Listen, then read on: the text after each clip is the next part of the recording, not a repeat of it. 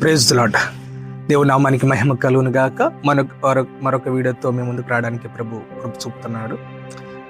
ప్రత్యేకంగా theology proper అనగా తెలుగులో వేదాంత శాస్త్రం లేదా దైవ శాస్త్రం గురించి మనం క్లుప్తంగా తెలుసుకునే ప్రయత్నం చేద్దాం. దాంట్లో most important topic Trinity, త్రిత్వం.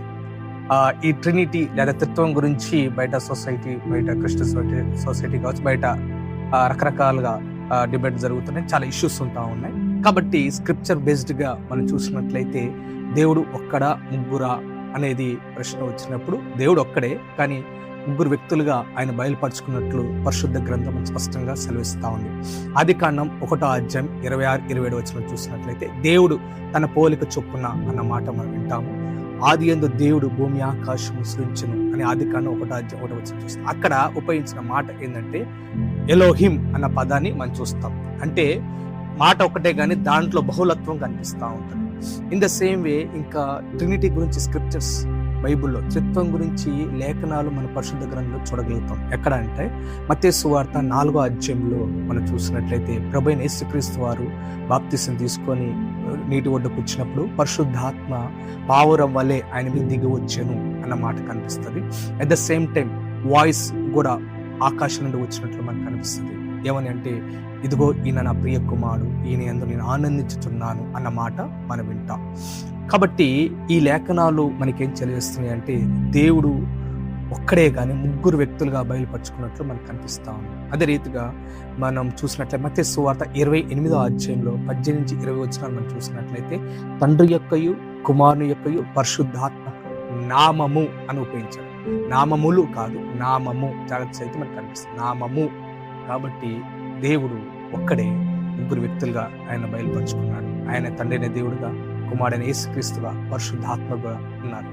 God in 3 persons మనకు కనిపిస్తుంది. With 1 essence.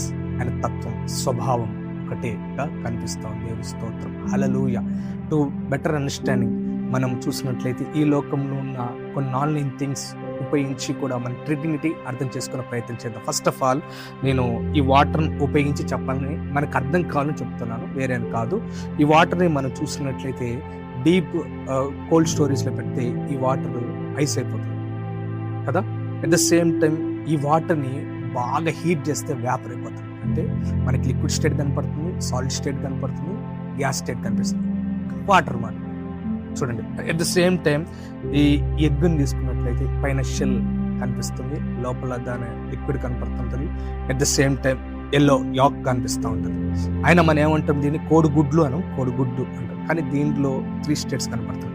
At the same time ఈ కొబ్బరికాయని కూడా తీసుకున్నట్లయితే ఈ పైకి షెల్ స్ట్రాంగ్ కనపడుతుంది, కొబ్బరి ఉంటే నీళ్ళు ఉంటాయి. కాబట్టి using this examples to better understand trinity, త్రిత్వాన్ని అర్థం చేసుకునే ప్రయత్నం మనం చేస్తాం. సూర్యుడిని కూడా చూసినట్లయితే సూర్యుడు ఆకారం కనపడుతుంది, లైట్ కనపడుతుంది, హీట్ మనకు కనిపిస్తూ ఉంటుంది.